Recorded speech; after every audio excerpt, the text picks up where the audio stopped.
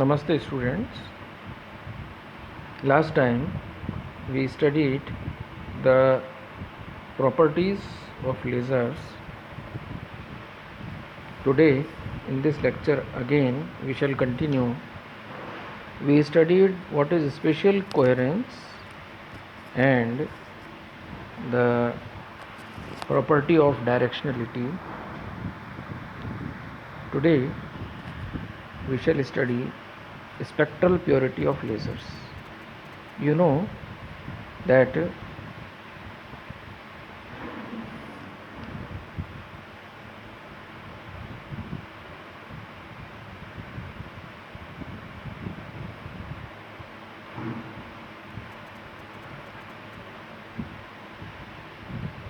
laser beam can be focused to a very small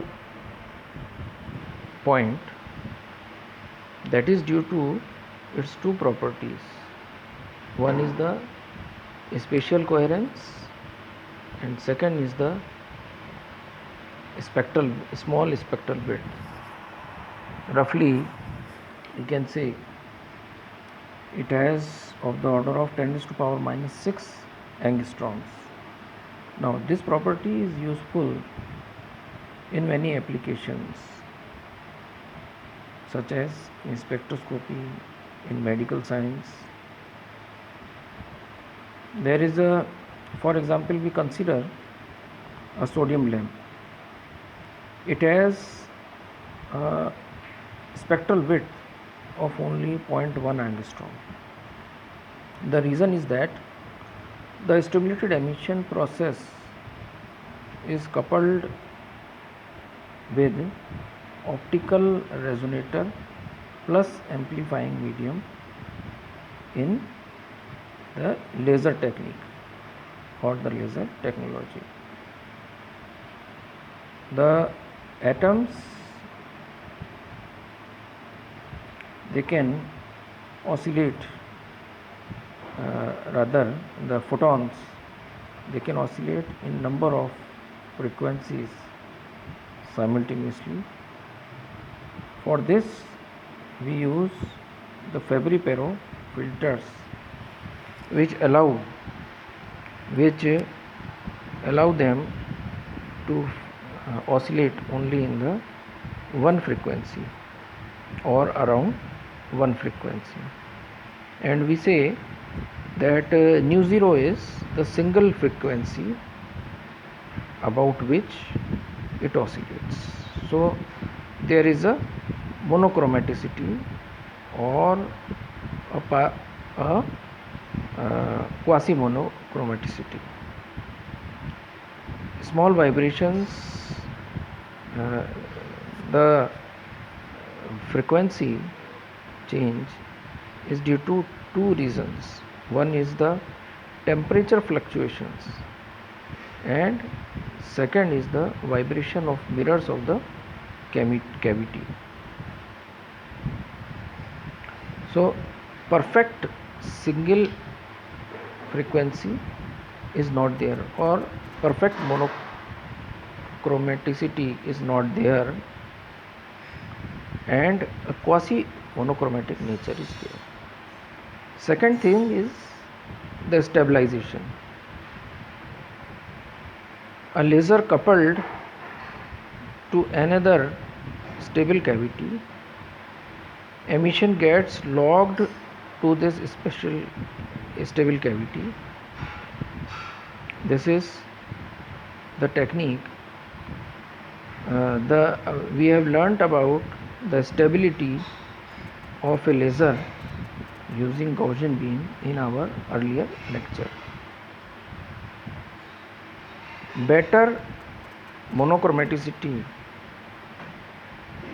means better stability, and of the order of 10 to the power minus 8, there is a fractional frequency shift less than 10 parts per billion. Such lasers are nowadays commercially available. These properties, as I told you, are useful in spectroscopy, in holography, and of course in optical communication devices like optical fibers. Now, another property of laser is the high power. This property is useful in welding, cutting, laser fusion, which we call laser induced fusion, Star Wars, so on and so forth. Up till 1960s, the power of the output power of lasers was of the order of 10 raised to power 10 watt per centimeter square. With research and development along 1990, it increased to 10 raised to power 15 watt per centimeter square. Then around 2000, that means turn of century, we had lasers of the order of 10 raised to power 20 watt per centimeter square, and by 2010 year we have lasers of the order of 10 raised to power 25 or more.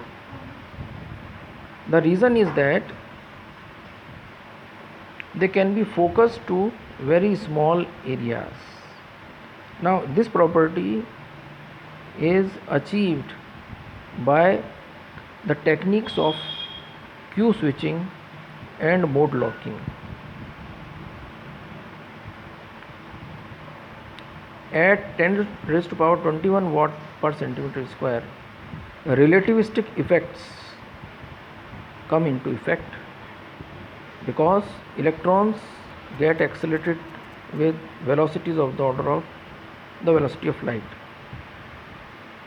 Now, there are two types of lasers: continuous wave lasers and pulse lasers. In continuous wave lasers, the output pulse is continuous, and in pulsed lasers, the output pulse is very large, but it is in the form of pulses. So the second type is used in welding, cutting, etc. applications. Further, we see what is temporal coherence. Temporal coherence is the capacity of a wave to interfere with it after some definite time. That is called the coherence time. And this concept allows the light or laser to be with a very narrow spectrum. Such light can emit a single color. Second thing is,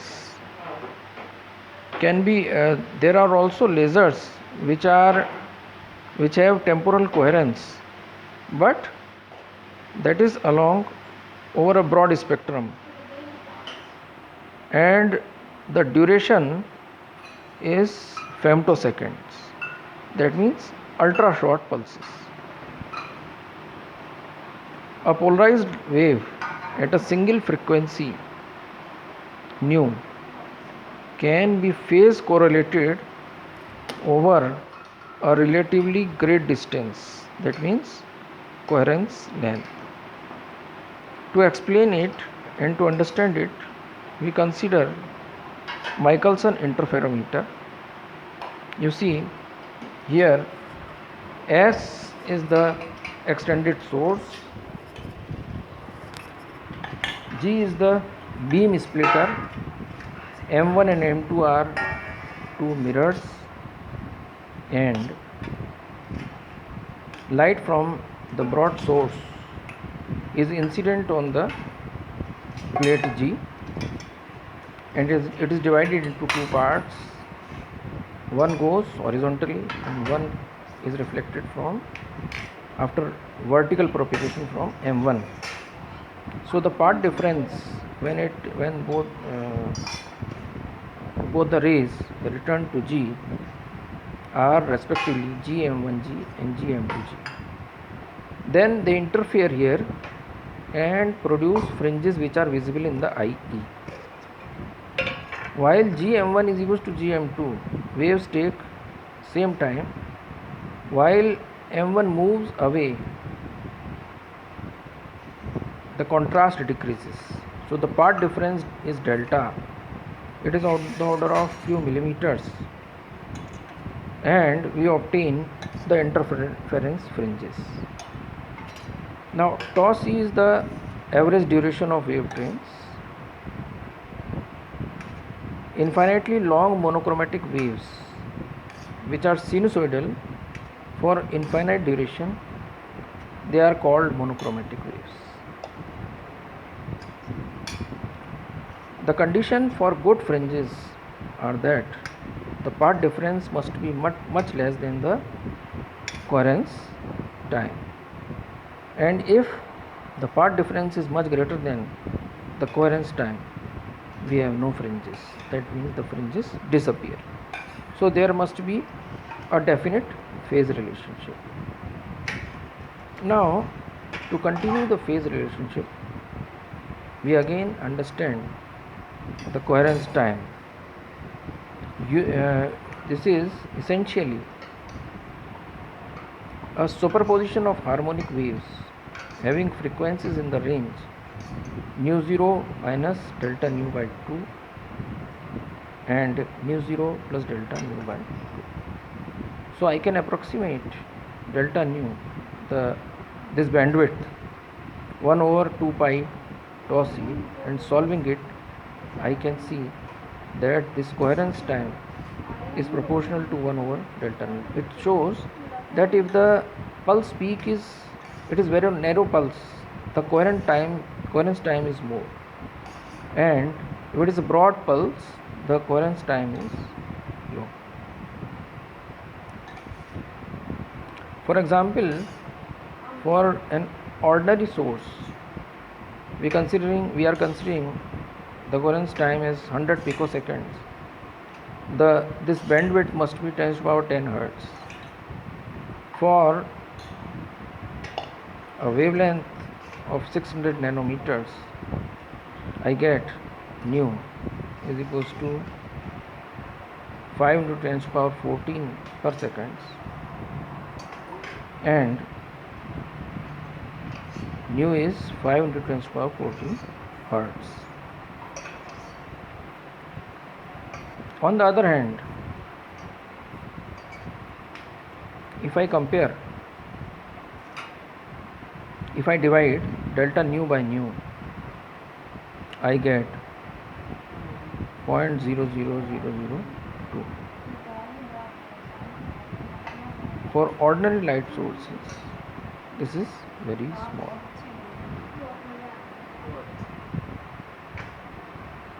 Lasers, they oscillate in steady state. Since loss is exactly compensated by gain provided by the laser medium, when it oscillates in a single mode, the output must be purely sinusoidal, and ultimate monochromicity is limited by random emissions. For lasers, the coherent time must be of the order of 2 milliseconds. For a pulse laser, for example, we may obtain for 1 picosecond coherence time, the delta nu is of the order of 10 to the power 12 hertz. This material is being shared along with this video.